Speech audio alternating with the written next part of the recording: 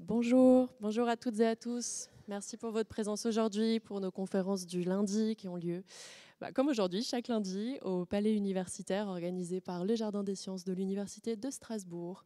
Aujourd'hui, nous allons parler du jardin botanique. Alors, il est à 2 minutes à pied d'ici. Certains d'entre vous y ont peut-être déjà jeté un œil. Il a été fondé en 1619, ce qui en fait le deuxième plus ancien jardin botanique de France, juste après celui de Montpellier, qui a été fondé en 1593. Et il est classé 400 ans plus tard, à peu près, en 2004, jardin remarquable.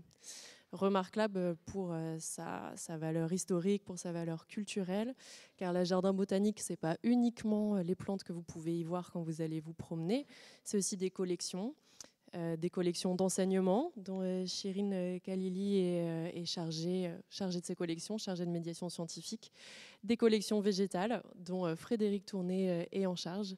Et donc nous les remercions aujourd'hui de venir nous parler un petit peu de tous ces éléments, ces pièces qui ne sont pas ouvertes au grand public, que vous ne pouvez pas voir quand vous allez vous y promener, mais dont vous prendrez connaissance aujourd'hui. Si jamais vous avez des questions, on essayera d'y répondre à la fin de la conférence, comme d'habitude. Merci beaucoup.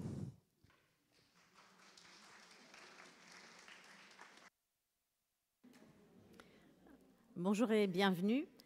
Donc, comme disait notre collègue, aujourd'hui nous allons vous présenter un certain nombre de collections remarquables, botaniques.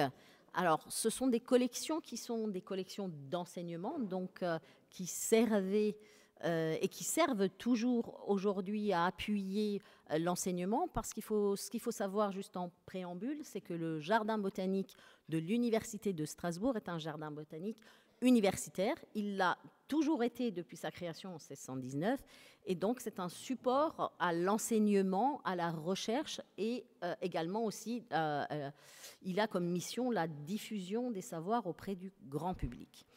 C'est pour cela aussi donc qu'aujourd'hui, on va présenter ces collections qui sont des collections dites inertes. Alors, bien sûr, nous avons des collections végétales, vivantes, dont est aussi responsable Frédéric Tourné, mon collègue. Mais aujourd'hui, plus spécifiquement, on va parler de collections inertes et aussi de collections d'enseignement. Donc, qu'est-ce que c'est finalement, qu'est-ce que c'est qu'une collection d'enseignement? Ce sont des collections qui servent à enseigner la botanique, la science botanique, qui aujourd'hui est en fait la biologie végétale, puisque cette science qui était appelée botanique il y a 100 ans, aujourd'hui est toujours enseignée, mais à l'intérieur d'une discipline qui est la biologie végétale. Et tous ces objets que nous avons, que nous conservons, sont des objets qui sont des supports à l'enseignement, à la recherche et également aujourd'hui à la médiation via des expositions et d'autres formes de confrontation avec le public. Donc ces objets-là que nous avons au niveau de la faculté des sciences de la vie sont des objets qui, pour une grande partie, datent fin du 19e siècle, et qui sont aujourd'hui toujours considérés comme des supports d'enseignement, mais peu utilisés finalement parce que ces objets-là ont été au fur et à mesure remplacés par ce qu'on peut appeler des images, des vidéos, et aujourd'hui Internet, qui est une grande fenêtre sur le monde, mais que n'avaient pas les étudiants il y a 100 ans, puisqu'il fallait bien pouvoir voir des plantes. Alors, d'une partie, il y a une chose, c'est-à-dire on pouvait voir des plantes à l'intérieur du jardin, à l'extérieur, mais dans les serres, mais il y a aussi des périodes où les plantes ne sont ni en fleurs, ni en feuilles. Et comment on fait pour enseigner en hiver la fleur quand on a 20 étudiants devant soi et qu'il faut lui montrer qu'est-ce que c'est qu'une fleur? Donc, pour parler de ces collections, je vais commencer par vous parler une première partie consacrée en fait à ce qu'on appelle les modèles 3D. Les modèles 3D ont commencé à exister pratiquement au XVIIIe siècle et on a commencé à essayer de reproduire dans une taille accessible à l'enseignement des objets sur lesquels on pouvait décortiquer des choses et donc montrer comment était, par exemple, une fleur, rentrer à l'intérieur d'une fleur, regarder en quoi la fleur a des étamines, la fleur a l'ovaire, la fleur a des pétales, des sépales, une tige, des feuilles, et toutes ces choses-là, il faut pouvoir le montrer aux étudiants quand on est au mois de décembre et que le programme de l'enseignement porte sur la fleur, par exemple. Donc ces modèles 3D sont des objets artificiels et ne sont pas de la plante séchée ou de la plante mise dans de l'alcool. Donc ce que vous voyez sur ces images-là, ce sont des modèles d'enseignement. Et la faculté possède des modèles d'enseignement de fleurs qui viennent en fait ce sont des modèles de fabrication allemande. La firme qui a fabriqué ces modèles s'appelle la firme Brandel. Donc elle se situait à l'époque premièrement en Pologne et ensuite en Allemagne, mais une partie, en fait, c'est une firme allemande, puisque les père et fils, les Brandel, étaient des commerçants, des industriels, qui ont commencé à fabriquer ces objets-là pour proposer aux universités, aux lycées, pour qu'on puisse effectivement faire l'enseignement. Alors, en quoi étaient fabriqués ces modèles, puisqu'il fallait qu'ils soient solides? Souvent, on les donnait, on les démontait, on montrait l'intérieur, on montrait aux étudiants, et puis surtout, on les mettait aussi dans la main des étudiants. Donc, il fallait que ce soit des modèles qui soient solides. Donc, on a commencé à fabriquer ça à partir d'une pâte à papier qu'on a solidifiée en rajoutant ce mélange qu'on appelle le gesso, qui est un mélange de plâtre, de colle, pour pouvoir, avec de la pâte à papier, pour pouvoir les rendre solides. Alors, ils étaient fabriqués de façon, au départ, très artisanale, mais très rapidement, de façon presque industrielle, parce que ce sont des objets, en fait, quand cette pâte à papier, on le mettait dans des moules. Et ensuite, une fois séchés, moulés, séchés, on les sortait, et là, on les peignait à la main.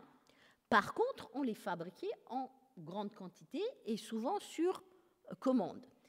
Qu'est-ce qui se passait pour qu'on puisse commercialiser ces modèles? Tous les ans, la firme Brandel envoyait son catalogue dans les universités, dans les structures d'enseignement, et on choisissait, par exemple, tel ou tel modèle qui venait de sortir pour tel ou tel enseignement. Donc, ça a commencé à devenir, au fur et à mesure, à la fin du 19e siècle et au début du 20e siècle, des commandes qu'on passait et ils étaient fabriqués en plus grand nombre. Entre 1860, où ils ont commencé à fabriquer ces modèles, jusqu'à 1926, où la firme a arrêté la fabrication, il y a eu 260 modèles qui ont été proposés au catalogue et que chaque année, ces modèles étaient, c'est-à-dire au départ, il y en avait une quarantaine et ensuite ils sont passés, en 1926, quand la firme a arrêté son activité, ils sont passés à 260 modèles qui étaient proposés aux universités. Donc, on peut dire que ce ne sont pas des objets uniques, mais ce sont des objets, en fait, qui aujourd'hui sont des objets qui ne sont plus fabriqués, donc ce sont des objets patrimoniaux. Nous avons, alors, on se situe en Alsace, tout le monde connaît l'histoire alsacienne, on passait d'un côté et de l'autre, donc nous avons une collection qui a été acquise principalement après 1880, sous l'occupation allemande, enfin quand Strasbourg était allemande et l'université était allemande, donc ces modèles, on les a commandés à la firme allemande. vous avez les mêmes modèles qui sont aussi en Angleterre, dans d'autres villes universitaires, dans d'autres pays qui existent, puisque là, l'Europe de l'enseignement existait et on était parfaitement capable de commander des modèles dans d'autres universités. Mais l'équivalent, en fait, de ces modèles existe, fabriqué par une autre firme, qui est une firme française cette fois-ci, qui se situe près de Rouen, et donc ce sont les modèles du docteur Ozu. Dr Ozu est aussi un médecin, également qui s'intéressait beaucoup à l'enseignement de l'anatomie. Donc il avait commencé à proposer des modèles pour l'enseignement de l'anatomie, de la médecine, et ces modèles étaient à la base des modèles anatomiques, puis d'animaux, et ensuite il s'est intéressé aussi aux plantes. Mais nous, à Strasbourg, on n'a pas d'objet de cette collection française. Par contre, dans d'autres universités françaises, vous trouvez des modèles qui sont des modèles de la firme Ozu. Ce sont les deux principaux firmes qui proposent des modèles de fleurs. Par ailleurs, d'autres modèles qui sont des modèles toujours artificiels, fabriqués à partir d'autres matériaux et fabriqués par d'autres firmes, sont venus compléter nos collections. Aujourd'hui, on a une collection, par exemple, de champignons en plâtre, et ces champignons en plâtre sont des champignons qui sont toujours fabriqués par une maison qui s'appelle la maison Somso, qui se trouve toujours en Allemagne. Et donc, par contre, cette firme continue à fabriquer et à proposer à l'enseignement ces modèles. Là, j'ai, par exemple, commandé il y a quelques années leur catalogue où ils proposent non seulement des champignons, mais aussi des modèles anatomiques et d'autres modèles. Donc, c'est intéressant de savoir que certaines de ces firmes continuent toujours à exister et ces modèles sont toujours utilisés dans l'enseignement. Alors, pourquoi finalement enseigner les champignons aussi en utilisant des modèles? C'est que c'est toujours pareil, c'est une question de saisonnalité, c'est aussi une question de fait de faire voir aux étudiants des choses qu'ils ne peuvent pas voir à l'extérieur, parce que ce n'est pas forcément évident de faire un cours sur les champignons à pile poil au moment où nous avons les champignons dans la nature. Et puis, il y a aussi autre chose, c'est que ces modèles peuvent être agrandis, parce que si on va chercher la taille microscopique, à l'époque, il n'était pas aussi évident qu'aujourd'hui de pouvoir montrer un champignon qui est microscopique. Et donc, on a l'échelle d'agrandissement de ces modèles qui est souvent indiquée. Donc, on va tous les retrouver à peu près à la même taille, mais l'échelle est toujours indiquée sur le socle ou sous le socle de ces objets. Et c'est ça qui est intéressant aussi, parce que finalement, ils sont vraiment accessibles pour un enseignement. D'autres matériaux ont été aussi utilisés par ailleurs pour pouvoir enseigner. Ce sont des modèles en cire. Alors, la cire a l'avantage d'être peut-être plus facilement modelable, puisque c'est des sculptures. Par contre, c'est beaucoup moins maniable, puisque en prenant ces objets-là en main, ça peut avoir, on peut faire fondre. Donc, c'est des objets qui sont beaucoup moins maniables pour les étudiants que les modèles en dur de champignons ou de fleurs en papier mâché. À la faculté des sciences de la vie, on a toujours quelques exemplaires de ces modèles. Par exemple, là, ce que vous voyez, c'est une évolution embryonnaire végétale. Et donc, on a les différents stades de l'embryon pour pouvoir justement montrer comment ça fonctionnait, et bien sûr à l'échelle agrandie. C'est surtout ça l'intérêt aussi de ces modèles-là. Mais nous n'en avons pas beaucoup au niveau de la botanique. Il y a pas mal de modèles en cire qui existent au niveau de la zoologie, qui sont conservés au niveau du musée zoologique. Donc je pense que dans le nouveau musée, ils seront exploités. Mais aujourd'hui, au niveau botanique, nous, on en a quelques-uns, pas énormément. Ça, c'est vraiment une collection qui reste. Celle-ci, elle est encore en bon état, mais aussi l'état de ces objets ne sont pas toujours super bien conservés. L'autre support d'enseignement, qui cette fois-ci est toujours une collection inerte, mais qui n'est plus en 3 dimensions, ce sont des planches d'enseignement. Alors les planches d'enseignement sont plus connues par le grand public, parce que je pense que vous en avez souvent eu. Il y a une époque où dans l'école, on avait ce qu'on appelait la leçon de choses. Et l'enseignant, le maître ou la maîtresse, ça s'appuyait souvent sur une planche pour pouvoir expliquer l'évolution. Alors, ça peut être, ces planches-là sont des planches de botanique, mais il en existe dans toutes les disciplines, les planches d'enseignement, et vous avez toujours des grandes maisons de production de planches. En France, on a la maison d'Hérold, qui a fermé il y a juste quelques années, mais jusqu'à il y a 2-3 ans, la maison d'Hérold produisait toujours les planches d'enseignement. Alors, c'est des planches qui sont de toute beauté, dont la valeur patrimoniale est extrêmement élevée aujourd'hui. Il y a une dizaine d'années, on en trouvait encore sur les brocantes et les marchés. Aujourd'hui, on peut encore en trouver parce que ça a été produit en grand nombre, mais les prix ont explosé puisque le public a commencé à s'intéresser à ces objets-là, et donc leur valeur a augmenté en conséquence. La collection de la faculté des sciences de la vie, c'est une collection de 300 planches. Elles sont conservées dans les salles de TP de botanique, mais ces planches sont parfois encore aujourd'hui utilisées, non seulement pour montrer aux étudiants comment on enseignait finalement la biologie végétale ne serait-ce qu'il y a 50 ans, mais aussi parce que ça témoigne aussi d'une époque, et surtout c'est des choses qui sont de toute beauté. Ces planches-là étaient produites par, pareil, plusieurs maisons d'édition. Alors nous, notre collection, elle est composée à la fois de planches allemandes, qui datent de l'époque de l'université allemande, mais aussi de planches françaises, puisqu'on a continué à acheter des planches, notamment des planches de maisons produites en Suisse, qui sont en français, dont vous voyez sur la rangée du bas un certain nombre. Et donc, on peut très facilement les repérer et les dater, puisque certaines sont verticales et d'autres horizontales. Et donc, les allemandes, toutes les planches allemandes sont en général des planches horizontales, enfin, format paysage, et les planches suisses sont des planches format portrait.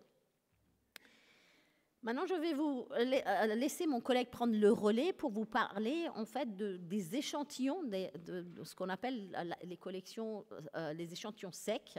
Et donc, vous verrez aussi que ces choses-là, qui sont cette fois-ci de l'organique mais séché, font aussi partie des collections d'enseignement. Bien. Bonjour à tous.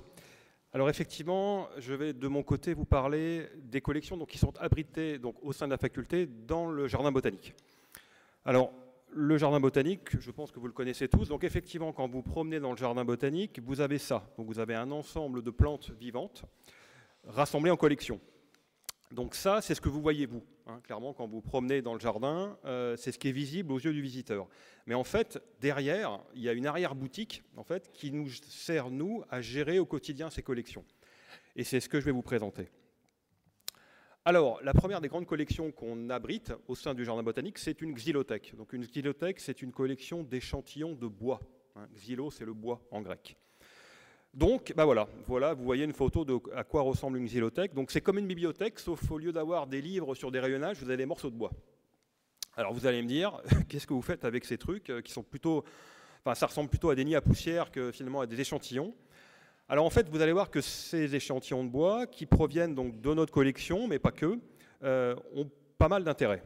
Alors, la première singularité de cette collection, on l'a vu avec ce qu'a présenté Chirine, c'est que la plupart des collections qui sont abritées chez nous sont des collections en fait, dont on a hérité. C'est-à-dire qu'en fait, on a des objets, on ne les crée pas, ils sont là, on les maintient, on les sauvegarde. Nous, la xylothèque, c'est une collection ouverte. C'est-à-dire qu'on a des échantillons anciens dont on a hérité, mais en fait, on l'enrichit tous les ans.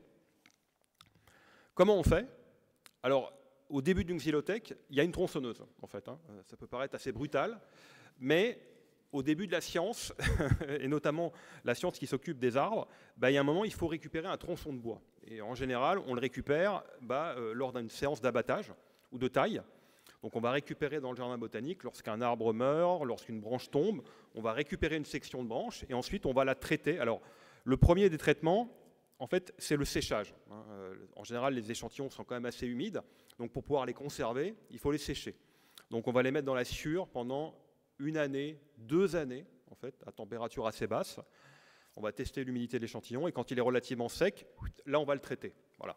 Donc on va le poncer, le nettoyer, etc. pour ensuite l'intégrer dans la xylothèque. Voilà. Mais donc, vous voyez, il y a plein d'opérations qui vont intervenir entre le moment où on va couper le morceau de bois et on va l'intégrer dans la collection.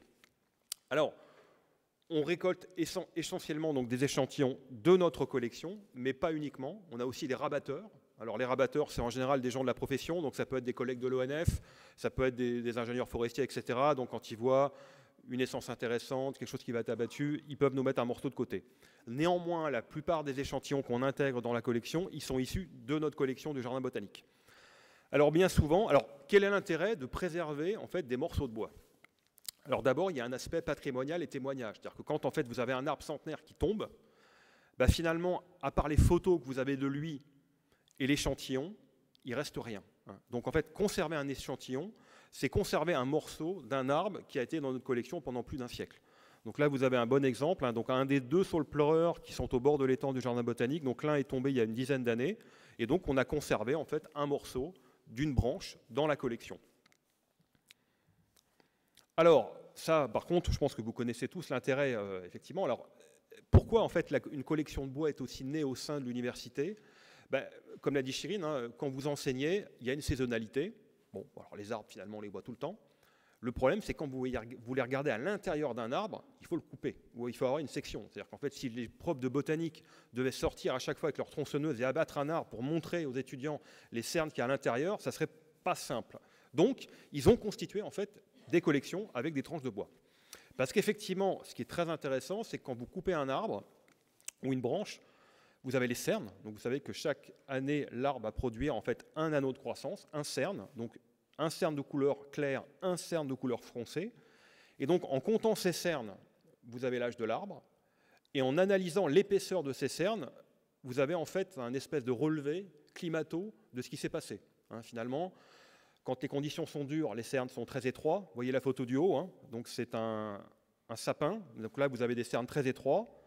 Un autre pin, deux pins, donc cernes très étroits, donc ça veut dire que conditions froides ou alors l'environnement très sec, etc., peu favorable, et puis en partie basse, des cernes très larges, donc ça veut dire que là, les années ont été très pluvieuses, peut-être pas froides, et le sol très riche. Donc on a ce type d'échantillon, et ça c'est très intéressant, parce qu'en fait vous avez l'âge d'abattage, et donc en comptant les cernes, vous pouvez revenir en fait à une machine à remonter le temps dans le temps, et analyser l'épaisseur des cernes. Et ça vous donne une idée du climat, je sais pas, il peut y avoir des périodes aussi de gel intense, etc. Et ça, vous allez le lire dans les cernes. L'autre intérêt, alors on a quelques échantillons très rigolos, notamment celui-là. Il a été récolté, alors là, il n'a pas été récolté au jardin botanique, donc c'est du hêtre, pour ceux qui l'auraient reconnu. C'est un hêtre qui a été récolté suite à la tempête Lothar, donc décembre 99, la dernière grosse tempête qu'on a eue en Alsace. Donc cet arbre, ce chêne, donc ce hêtre qui a été ramassé dans la vallée de la Bruche, on a son année de chute, 1999. Notre collègue forestier a remonté le temps, il est arrivé en 1860, je crois. Donc il a compté les cernes en fait, et donc il a noté tous les 10 ans la date, et en fait il arrive à 1860. Donc une xylothèque, c'est aussi un espèce de livre ouvert, en fait des archives du climat, du développement des arbres dans une région donnée, sur un temps donné. Alors, les collègues enseignants ont aussi développé des collections de bois, en fait, pour comprendre comment l'arbre réagit quand il est attaqué par un champignon. Parce qu'en fait, le gros danger des arbres, c'est l'homme, et puis c'est aussi les champignons. Quand il y a en fait une chute de branche, un coup de vent, en fait, l'arbre va être blessé, et vous avez des spores de champignons qui vont atterrir au niveau de la blessure, les spores vont germer et le champignon va se développer au cœur de l'arbre. Donc vous, à l'extérieur, vous voyez la fructification du champignon, mais si vous voulez voir ce qui se passe à l'intérieur, il faut couper, en fait, pour couper, voir ce qui se passe. Et là, vous avez le cas donc, sur la photo de droite Donc ça, c'est un févier d'Amérique qu'on a coupé au jardin botanique il y a quelques années. Donc vous voyez le cœur de l'arbre, ça c'est du bois altéré. Donc en fait, le champignon est en train de manger le bois.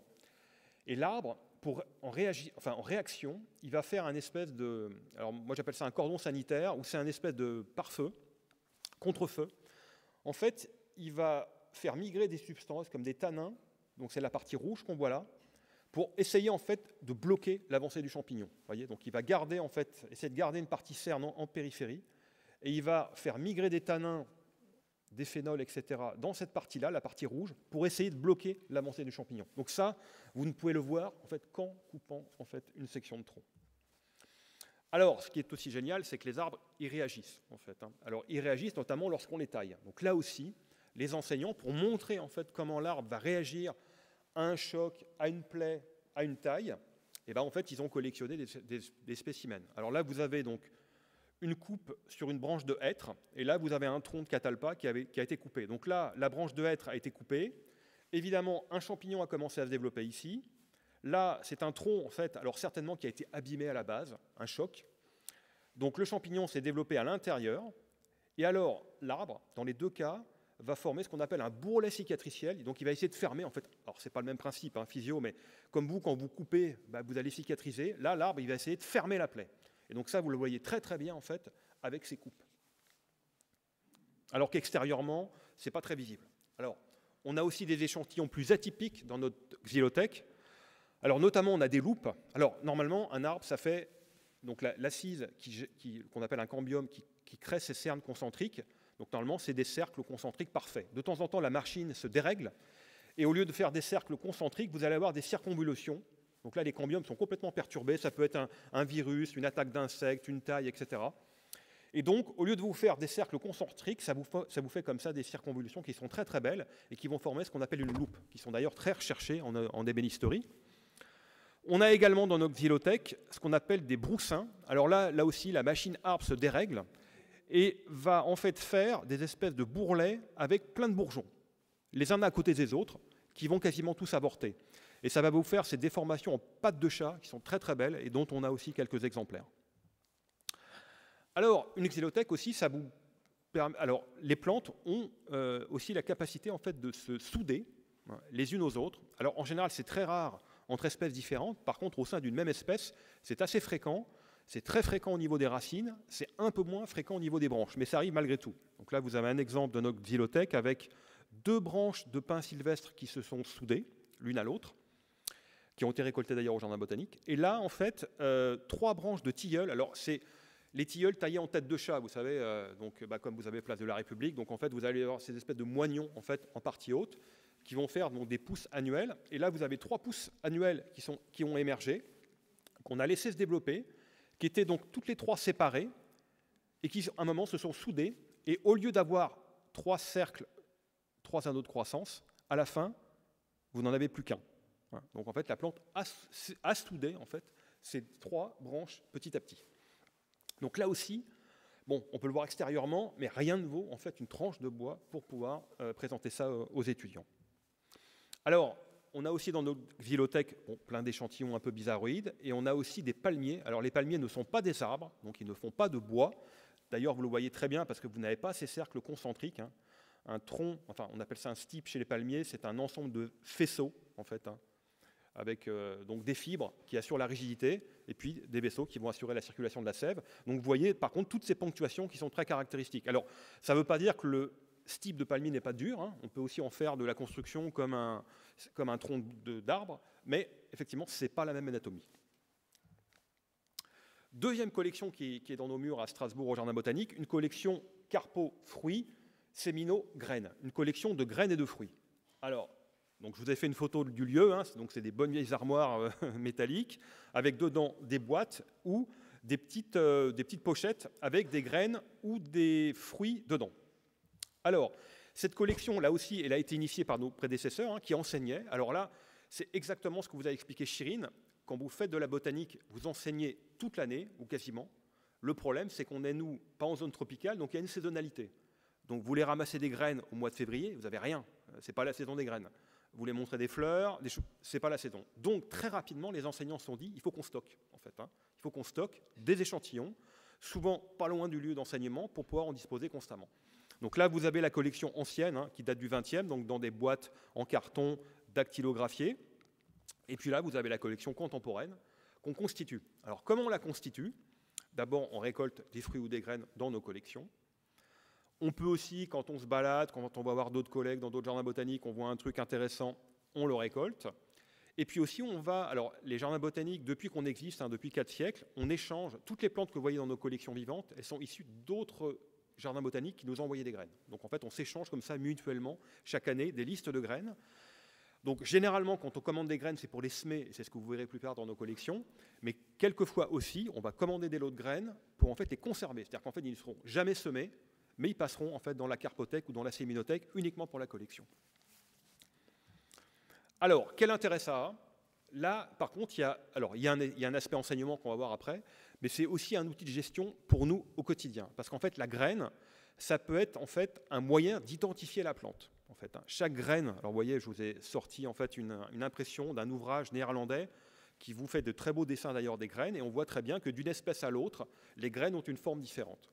Donc, en fait, on s'est constitué, grâce à cette collection de graines, à une espèce de base de données, une espèce de maître étalon, ce qui fait que, en fait, quand dans nos collections, une espèce va faire des fleurs, des fruits, des graines, et qu'on a un doute, par exemple, sur l'identification, on va aller voir l'échantillon qu'on a dans la collection et qui est censé lui correspondre. Et on va regarder. Et si on voit que c'est différent, là, on va se dire, voilà, il y a peut-être un loup, et donc on va regarder dans les ouvrages, etc., on va aller plus en avant.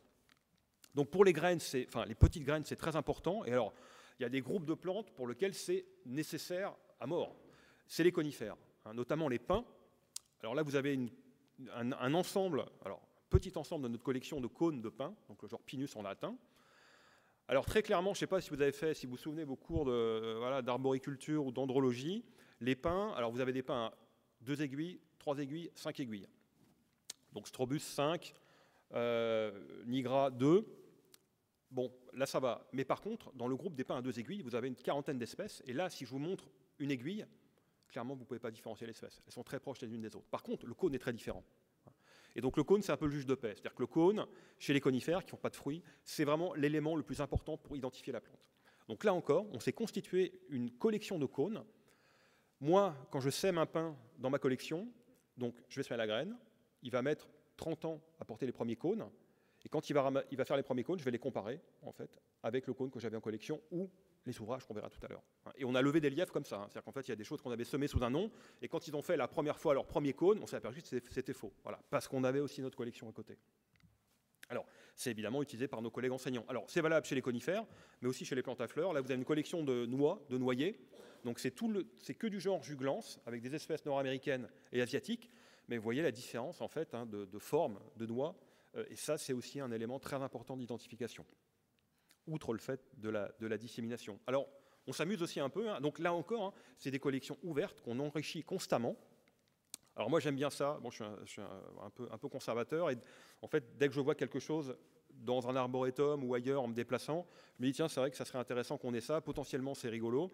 Donc là, vous avez des cônes d'un pin nord-américain qu'on trouve très peu ici, mais beaucoup en Bretagne ou en Normandie, le pin de Montreuil, qu'on a coupé en fait en deux, en fait, pour montrer l'intérieur, donc les écailles avec les graines intercalées entre les écailles. Et à côté, alors là, vous avez un pin assez incroyable, qui est un pin nord-américain, qu'on a monté sur socle, parce qu'en fait, on appelle ça pin épineux, parce qu'effectivement, les écailles qui sont opposées au rameau sont couvertes d'un gros crochet, et ce sont des cônes, en fait, d'espèces qui s'ouvrent peu ou pas. La plupart de nos conifères dans nos climats, ils mûrissent en 1 ou 2 ans, et au bout de la 2e année, clac, ils s'ouvrent et ils tombent. Là-bas, pas du tout. En fait, ils restent fermés sur les branches et ils ne tombent jamais. Pourquoi? Parce qu'en fait, tout simplement, c'est des climats donc extrêmement arides, et c'est le passage d'incendie qui va libérer, en fait, qui va provoquer l'ouverture du cône. Voilà. Ou alors, quand vous les coupez, notamment quand vous coupez le rameau, ça fait un stress tellement important, le cône s'ouvre et va libérer les graines. Voilà. Alors, effectivement, l'intérêt aussi d'une collection de graines ou de fruits, d'un point de vue de l'enseignement, ce qui est très important dans le monde des plantes, c'est qu'elles sont fixées. Un animal, quand il veut se reproduire, il peut bouger. Quand il veut s'adapter à une modification de l'environnement, il peut se déplacer. Une plante, elle ne peut pas. Elle est enracinée dans le sol, donc elle est condamnée à être immobile. Mais en fait, elle peut bouger. Elle peut bouger à un unique moment dans sa vie, c'est quand elle libère ses graines. En fait. parce qu'elle va essayer de les disséminer le plus loin possible de la plante mère, et donc de conquérir de nouveaux territoires. Et ça, c'est hyper important. Et c'est pour ça qu'on comprend la diversité en fait, du monde des graines, parce qu'en fait, l'objectif de la plante, c'est d'essayer d'envoyer ces graines le plus loin possible. Donc vous avez, alors là, vous voyez la famille des composés comme le pissenlit, vous avez le laurier rose au milieu, vous avez un arbre tropicale là, qui fait une grosse aile, enfin une graine aplatie avec qui va voler sur plusieurs dizaines de mètres. Vous avez évidemment les graines qui vont se déplacer dans l'eau. Alors la plus connue, c'est la noix de coco, qui est faite entourée d'une fibre qui va lui permettre de naviguer comme ça dans l'océan pendant plusieurs mois. À gauche, vous avez le fruit Dentada. Alors c'est un fruit qu'on peut de temps en temps trouver. Donc c'est une plante d'Amérique du Sud, mais à la faveur des courants marins, on peut de temps en temps en récolter sur la côte atlantique en cherchant bien. Voilà. On a aussi alors, des fruits très particuliers d'espèces pyrophytes. C'est un peu ce qu'on se disait tout à l'heure.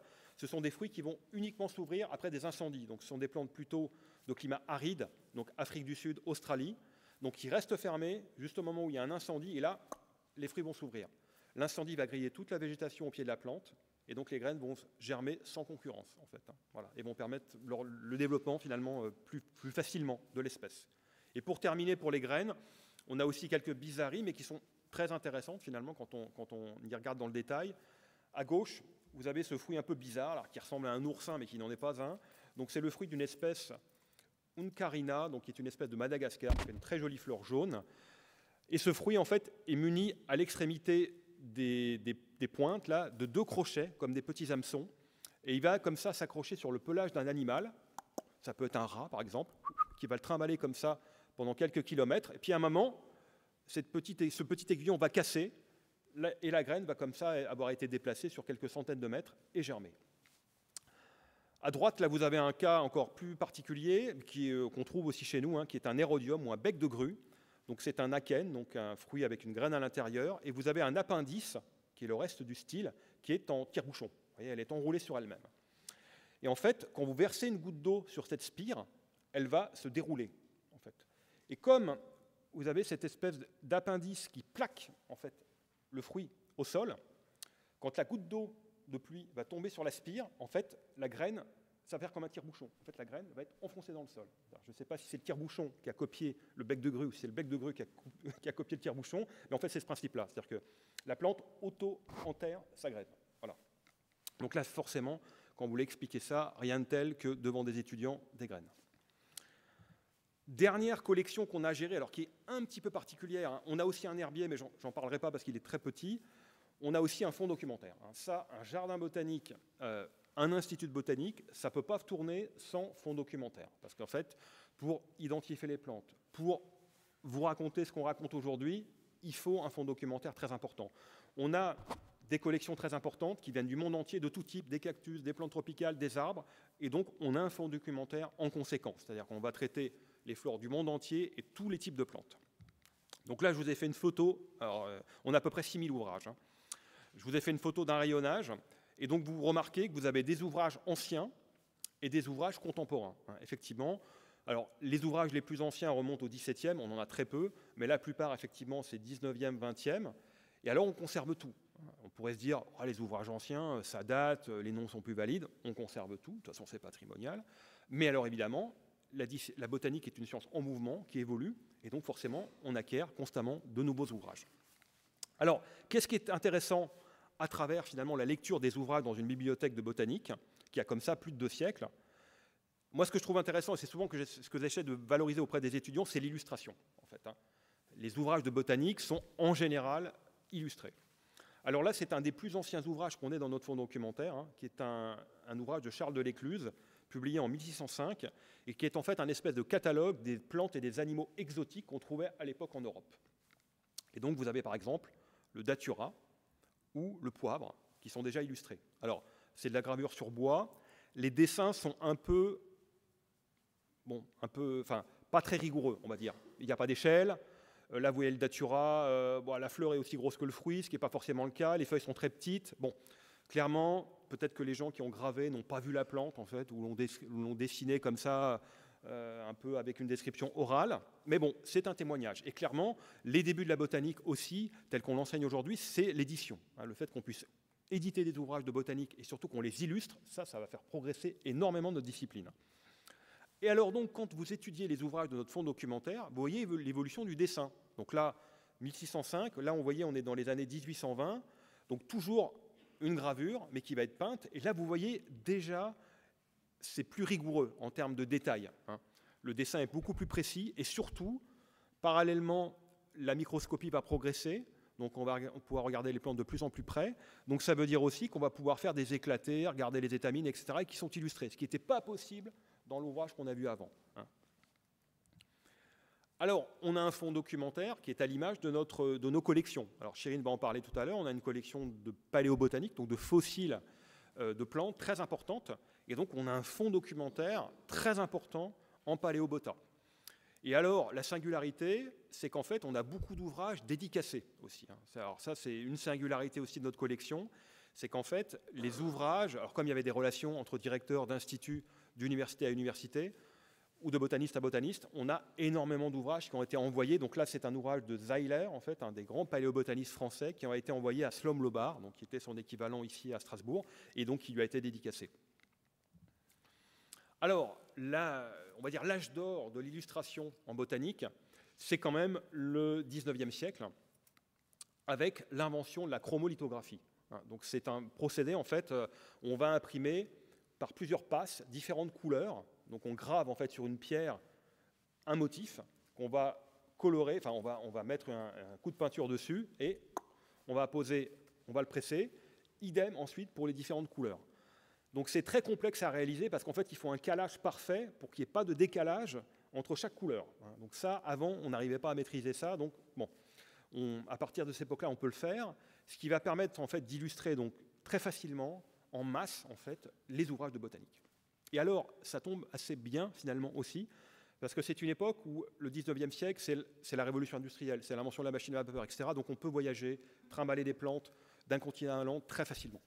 Et donc, à la fois, on peut illustrer de plus en plus facilement les plantes, et à la fois, on en introduit de plus en plus dans les jardins, en fait. Et donc, on va avoir pléthore de publications horticoles, enfin botanico-horticoles, en France, en Allemagne, ici, une revue d'horticulture allemande, qui sont constamment donc, illustrées. Alors, c'était en général des publications tous les mois, et tous les mois, vous aviez la description de nouvelles variétés, de nouvelles espèces qui avaient été découvertes, avec donc, un texte descriptif, et en face, la chromolithographie, protégée par un papier de soie, etc. Donc ça, c'est vraiment incroyable. Et donc, il faut imaginer, alors évidemment, à l'époque, aujourd'hui, on a tous nos téléphones comme ça, et à l'époque, il n'y avait pas ça. Donc c'était le seul moyen, en fait, pour les gens de se représenter assez facilement la plante qu'ils pourraient potentiellement cultiver. Alors, on a même des in-folio, de très gros ouvrages.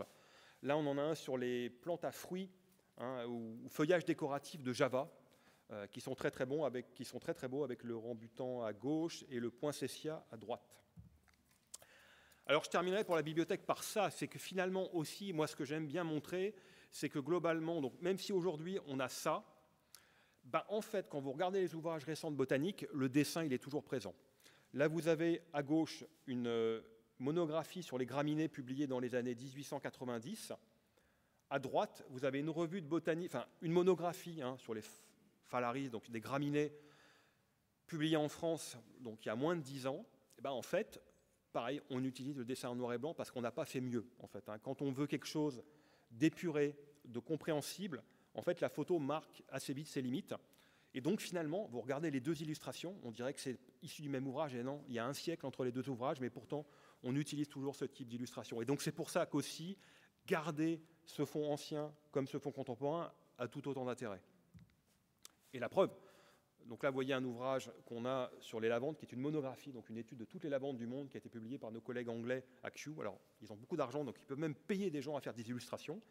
Et donc, vous voyez, il y a quasiment, donc l'ouvrage doit faire 200 pages, il n'y a pas une photo, quasiment pas, tout sous forme de dessin couleur, et dès qu'on est dans le détail, on passe au noir et blanc. Et la France n'est pas en reste. Là, c'est nos collègues du Muséum et de l'IRD sont en train de refaire, d'éditer la flore de Nouvelle-Calédonie en plusieurs volumes. Donc ça, c'est une flore très récente, vous voyez, 2004. Et vous voyez qu'en fait, on utilise la photo. Alors c'est vrai qu'aujourd'hui, on peut faire des éclatés, on peut regarder l'intérieur de la fleur, mais en fait, en face, vous avez quand même toujours le dessin. Voilà. Et donc maintenant, je passe la parole à ma collègue.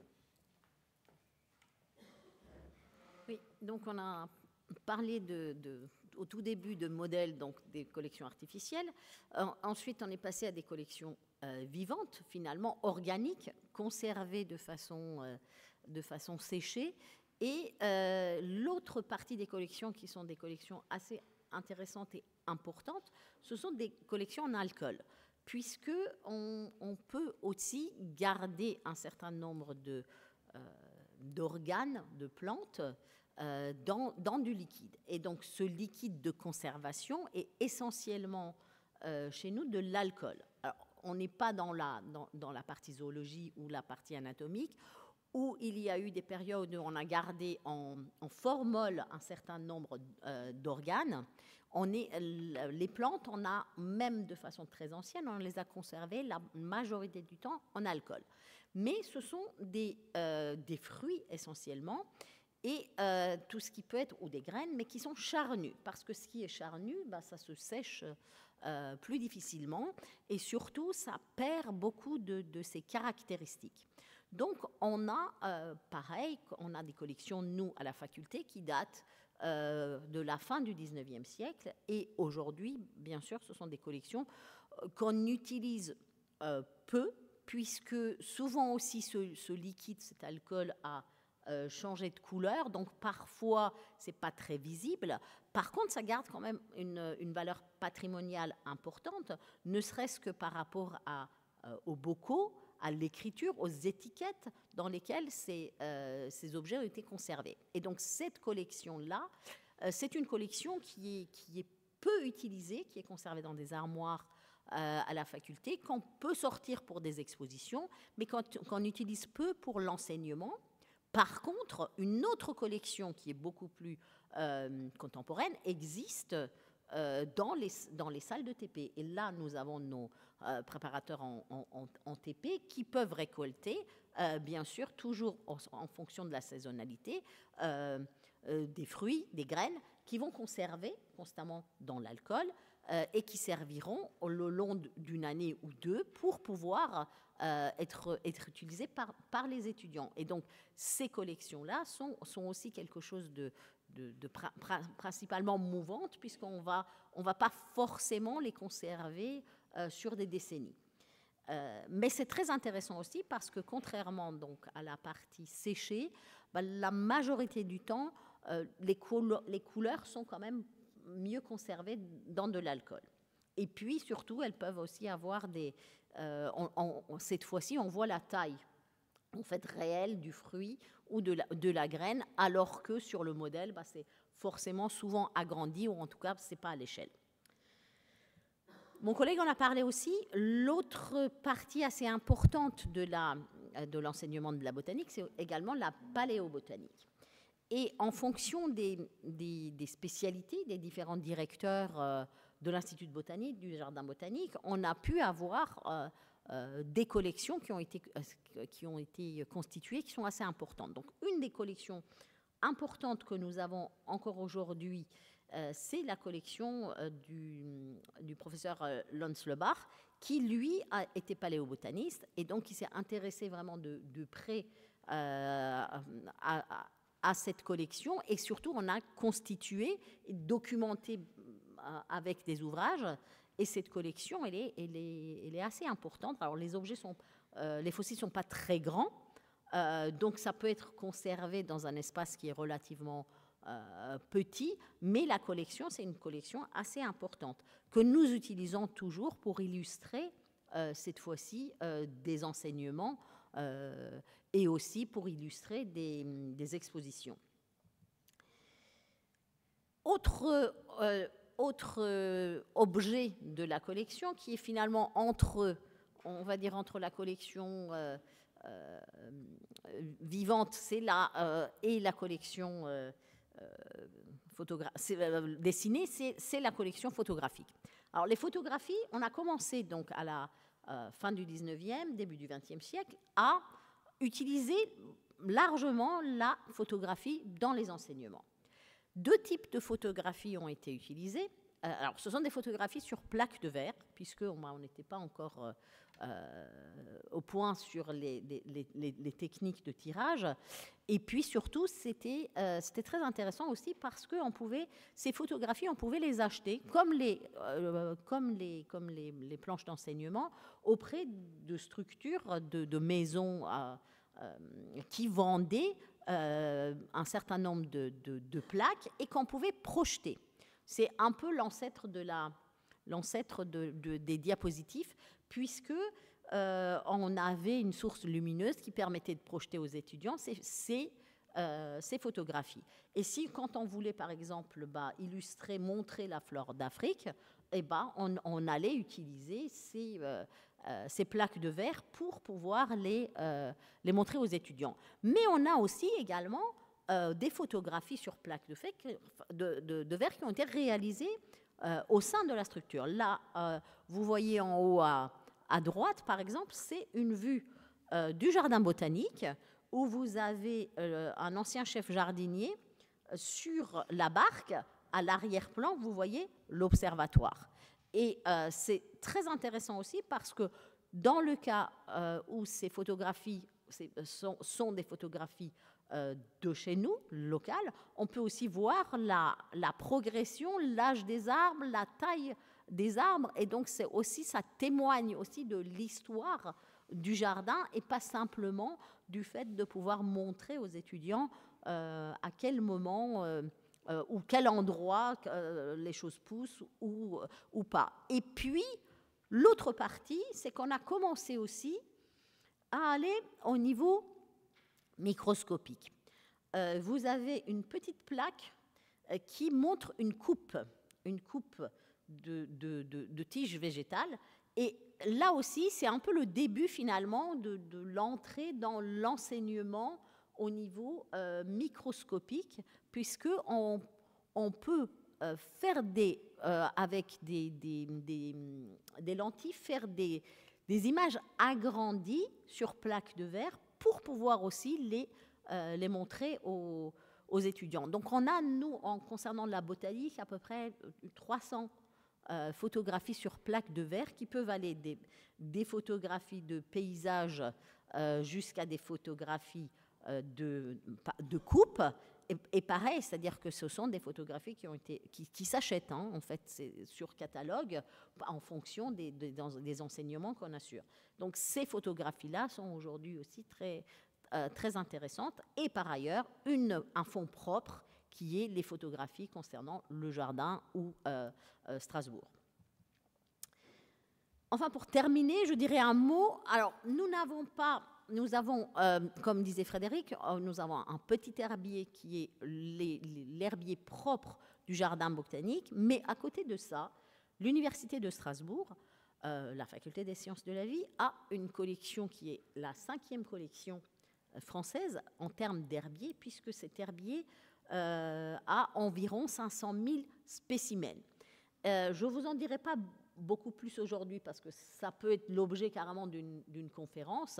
Les planches les plus anciennes remontent au XVIIe siècle et aujourd'hui on continue à constituer des planches d'herbier issues de nos propres collections. Mais cette collection-là est vraiment gérée au niveau de la faculté avec une directrice scientifique, un conservateur qui viennent renforcer en fait la gestion de cette collection. Et cette collection, elle est non seulement utilisée pour l'enseignement, mais aussi beaucoup pour la recherche, puisque des collègues du monde entier peuvent faire appel pour tel ou tel spécimen, pour savoir si nous avons la planche, et même, juste un dernier mot, sur ce qui est par exemple ce qu'on appelle les types.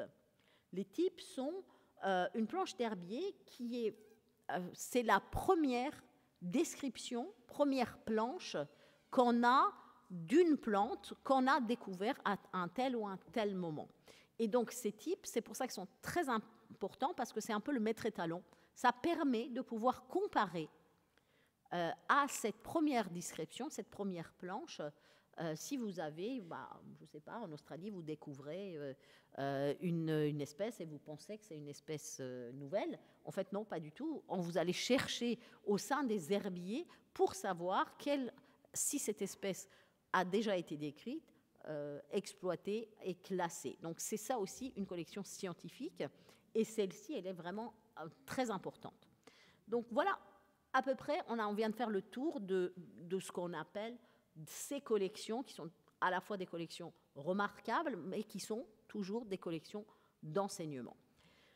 Un dernier mot pour vous dire en fait que ce projet Florilège, c'est un projet qu'on a mené avec nos collègues enseignants-chercheurs, les étudiants, les collègues du Jardin botanique, pour la valorisation et aussi le fait de montrer au public ce qu'on appelle ces collections remarquables inertes de la botanique. Donc ça a commencé l'année dernière au mois de juin. C'est un projet qui est sur 2 ans. Un ouvrage, nous avons publié un petit ouvrage qui reprend l'ensemble de ce qu'on vient de vous dire, donc qui est en vente. Si vous souhaitez en savoir plus, cet ouvrage, on vous en a apporté quelques exemplaires aujourd'hui. Sinon, vous pouvez toujours nous contacter pour en avoir. Et surtout, le projet est sur 2 ans. Donc, jusqu'à la fin 2025, nous allons exposer thématique par thématique, opus par opus, l'ensemble de ces collections. Donc, la première exposition portait sur les fleurs, la deuxième portait un peu sur la partie herbier. Nous avons en prévision, à partir du 6 juin jusqu'à la fin de l'année 2025, les collections, la xylothèque, le bois, les arbres, donc c'est une thématique qui est exploitée à partir du mois de juin, et donc vous avez accès à des petites expositions, que ce soit à l'intérieur de nos micro-galeries à l'Institut de botanique ou au niveau du Jardin botanique avec des parcours extérieurs et notamment un certain nombre de visites guidées avec un temps fort qui est en fait sur les journées du patrimoine. Et toutes ces informations, vous les trouvez sur le site du Jardin botanique avec les dates, les lieux, donc tout est expliqué. Et voilà, donc on vous remercie pour votre écoute et on est à votre disposition pour des questions s'il y en a.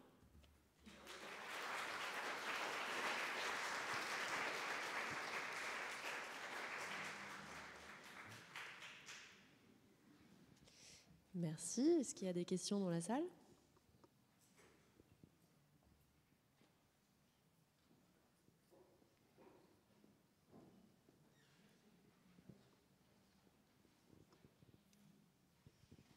Merci pour cette brillante présentation. Alors moi j'aurais 2 questions. La première qui concerne l'opus 2, les planches d'enseignement. Qui dessinait ces planches d'enseignement ? Des artistes supervisés par des universitaires ou des botaniques, ou est-ce que ces plantes étaient dans leur milieu naturel ou est-ce qu'elles étaient ramenées en Europe ? Et la deuxième question, c'est pour monsieur. Lorsque les services de la ville abattent un arbre remarquable qu'on ne trouve pratiquement pas dans Strasbourg, est-ce qu'ils vous préviennent pour que vous puissiez conserver une partie de cet arbre ? Alors pour la première question, donc c'est une question très intéressante parce que l'illustration botanique, elle est beaucoup plus ancienne que la fabrication, on va dire, en masse de planches destinées à l'enseignement.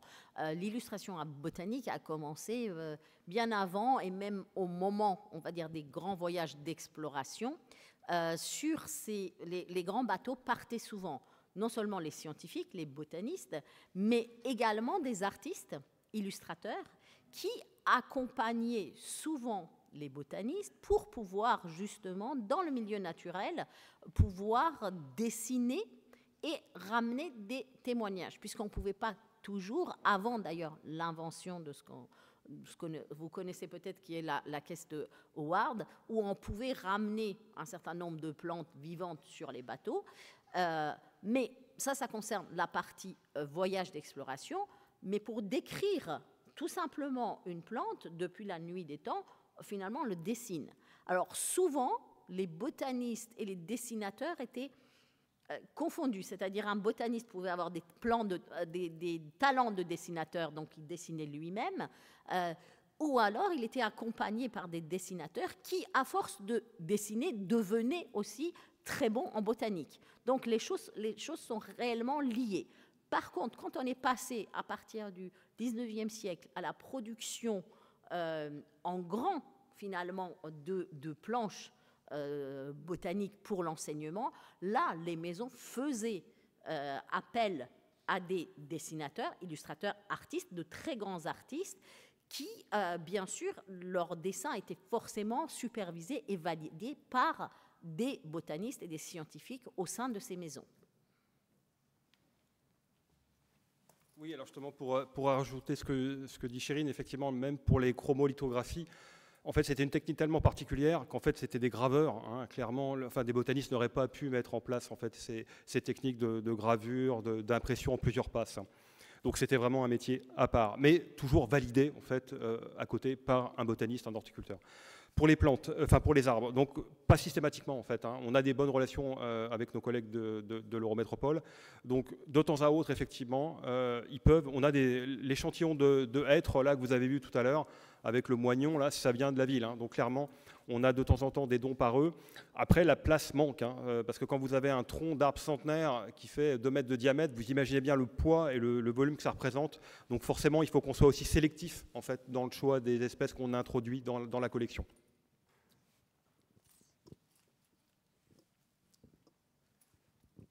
Merci. Je voudrais vous faire part d'une réflexion personnelle.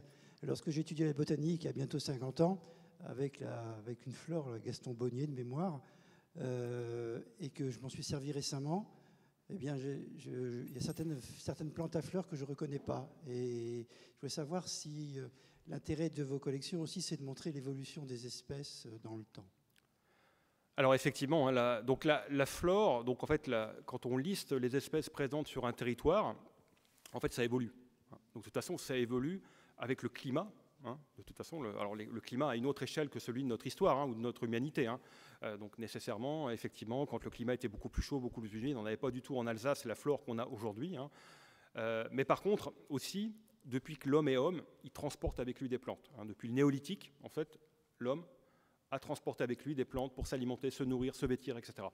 Donc il y a des translations constantes, en fait, de plantes d'une région à l'autre. Et donc, ce qui fait que, à la fois, le patrimoine grandit parce qu'en fait, on introduit des plantes pour se nourrir, etc. Et puis, en fait, il y a aussi des passagers clandestins hein, qui voyagent en même temps que les plantes ou les animaux. Et donc, constamment, en fait, la flore de France s'accroît en fait, d'espèces nouvelles. Alors, certaines peuvent disparaître d'ailleurs à cause du réchauffement climatique, mais d'autres, en fait, apparaissent. Hein.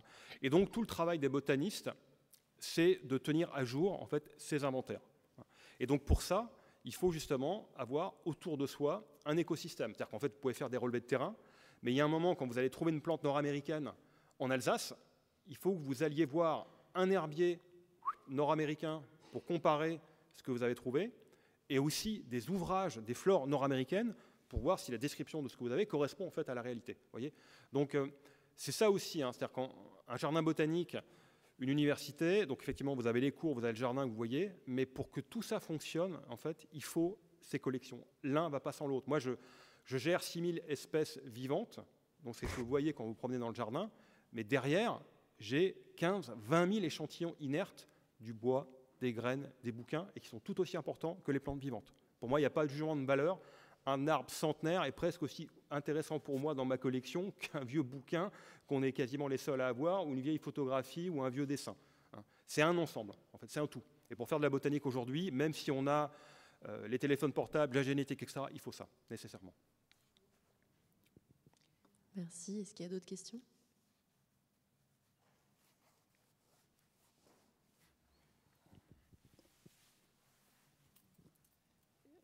Bonjour.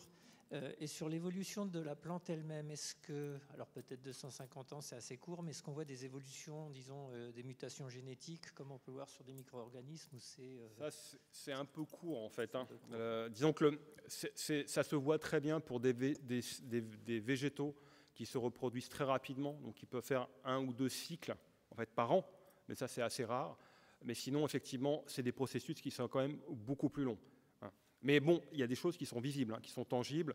Et effectivement, en fait, le fait, on l'a vu tout à l'heure avec les graines, hein, donc la graine, c'est un moyen de se propager, mais c'est aussi un moyen de brasser ses gènes. Et ensuite, vous avez une opération de sélection naturelle. C'est-à-dire qu'en fait, donc vous avez toutes ces graines qu'on a vues dans les petites boîtes qui se ressèment.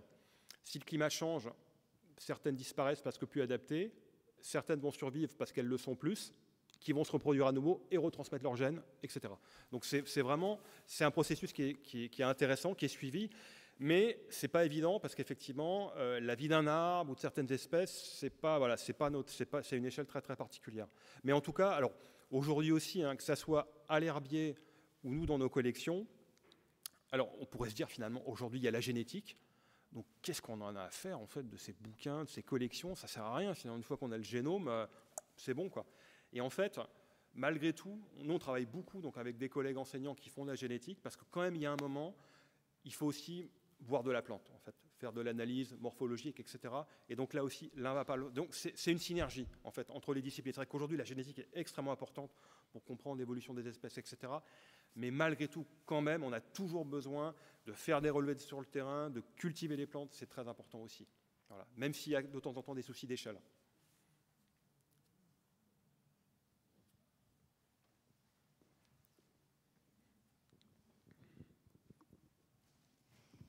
Est-ce que dans votre collection de graines, vous n'avez que des graines d'Europe ou est-ce que vous avez aussi des graines d'autres pays? Est-ce que vous avez aussi, par exemple, des graines qu'on a retrouvées dans les tombes égyptiennes ou dans les greniers des maisons égyptiennes, puisqu'ils mettaient des céréales dans les amphores et tout pour que le mort il puisse se faire à manger dans le royaume des morts? Est-ce que vous avez aussi ces graines-là? Alors en fait, on n'a pas de graines collectées d'un point de vue archéologique, hein. Ça c'est d'autres disciplines que la nôtre.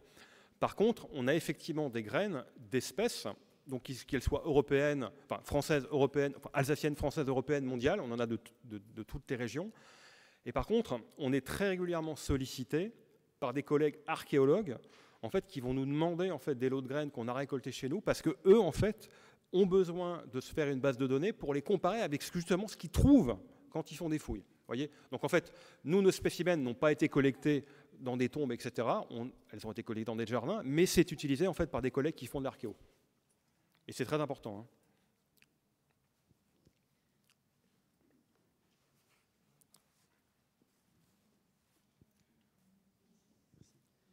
Oui, pour rire presque, est-ce que dans les collections dont vous disposez, vous essayez de faire germer des graines qui sont très âgées? Non. Enfin, je vois que. Enfin, alors, effectivement, le petit jeu de temps en temps, c'est de se dire, voilà, jusqu'à quand on peut conserver une graine et qu'elle va conserver en fait son pouvoir germinatif. Hein. Donc, il y a des cas, effectivement, où on a trouvé dans des tombes des graines qu'on a essayé de faire germer, etc. Alors, nous, c'est pas du tout le cas, en fait. Hein. Clairement, les graines qui rentrent dans la collection de graines, on les extrait justement du cycle classique de culture. Hein, vraiment, parce qu'elles sont normalement, quand vous conservez des graines de nos climats, on les conserve au frais. Dans un réfrigérateur, en fait. La température d'un frigo, d'un bac à légumes, c'est parfait. Donc, si vous les conservez à température ambiante, en fait, la viabilité va énormément baisser. Et donc, il faut choisir un moment. C'est-à-dire que soit vous cultivez ou vous conservez les graines pour les semer, et là, c'est des process très particuliers. Mais dès lors qu'en fait, c'est justement pour la collection, la viabilité va diminuer très vite. Il faut imaginer que quand vous conservez des graines au froid, ça veut dire que vous avez un frigo qui tourne en permanence, qui ne peut pas s'arrêter, etc. Donc, vous voyez, c'est tout de suite un coût. Nous, clairement, la collection, elle est inerte, elle ne sera jamais semée. Et voilà, c'est beaucoup plus simple pour nous.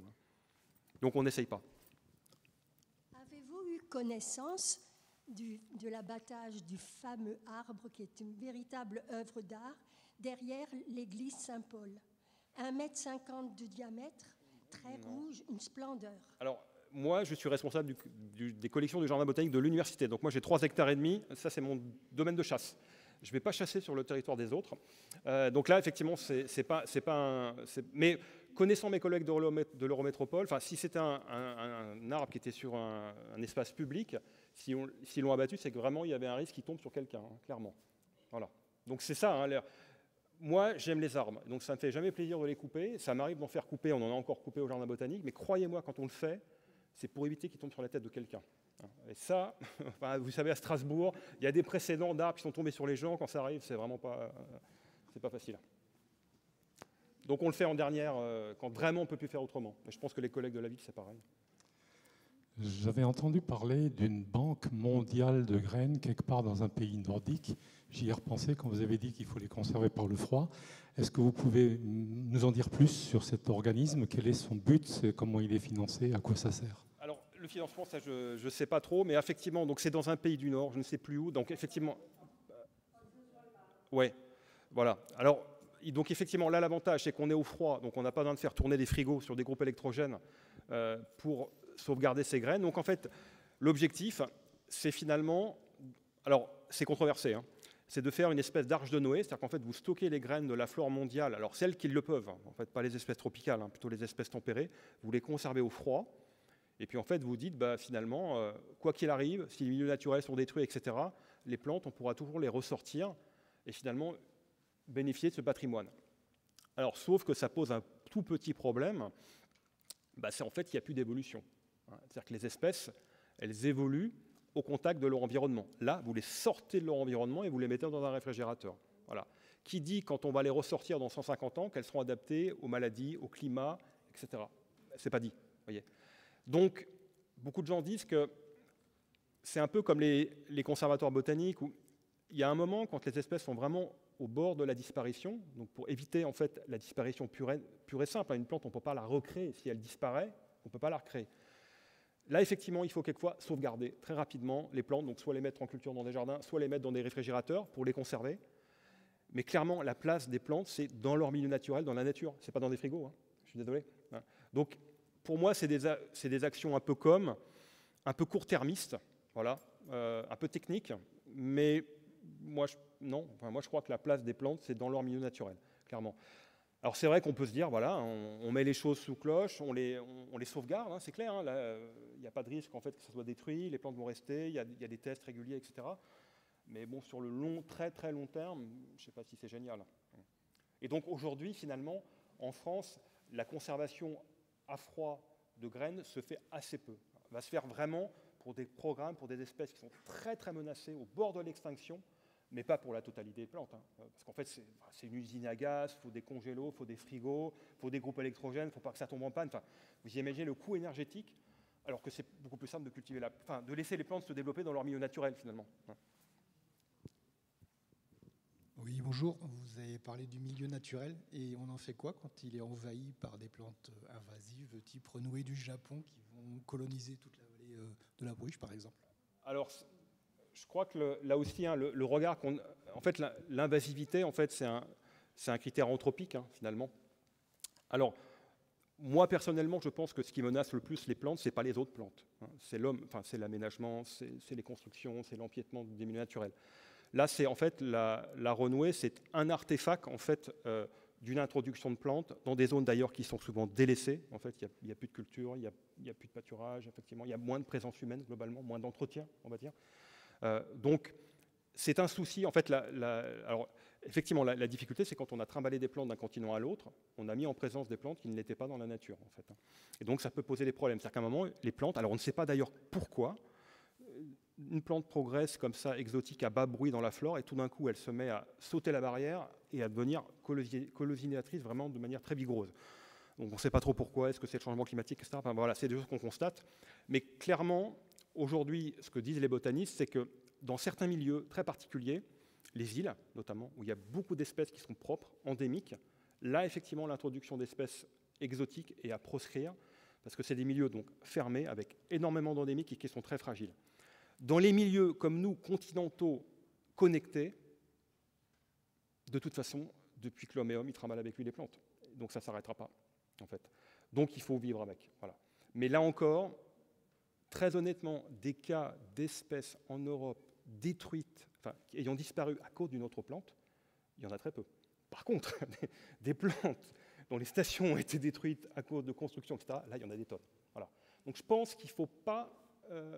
Enfin voilà, pour moi, c'est un phénomène important dans certains milieux qu'il faut vraiment maîtriser, mais je pense qu'il ne faut pas trop se focaliser là-dessus. L'important, c'est les milieux naturels, hein, là encore. Hein. la préservation des espaces naturels pour que les plantes puissent vivre leur vie. Après, il y a aussi des équilibres qui se font petit à petit. Hein. On l'a vu avec la colère, etc., en Méditerranée, qui a progressé tout d'un coup, puis là, il y a un équilibre qui se crée. On a le cas avec le frelon asiatique, etc. Moi, je pense que c'est illusoire de vouloir l'éradiquer. Donc, il y a un moment, il va falloir que les apiculteurs et les abeilles domestiques trouvent des solutions pour s'adapter. Voilà. Donc, forcément, à une vie d'homme, ça nous paraît quelquefois pas possible, mais ça peut peut-être se régler à une échelle plus vaste. Voilà. Mais en tout cas, alors, là aussi, hein, aujourd'hui, les jardins botaniques, on est très précautionneux par rapport aux introductions d'espèces qu'on peut faire. Hein, clairement, c'est que l'invasivité, entre guillemets, les risques potentiels, c'est des choses qui sont documentées. Donc, clairement, des espèces avec un haut potentiel d'invisibilité, on ne les introduirait pas ou on fera extrêmement attention. Aujourd'hui, c'est vraiment un message, dans toute la communauté, hein, c'est extrêmement important. Merci beaucoup. On va finir pour aujourd'hui. Désolée.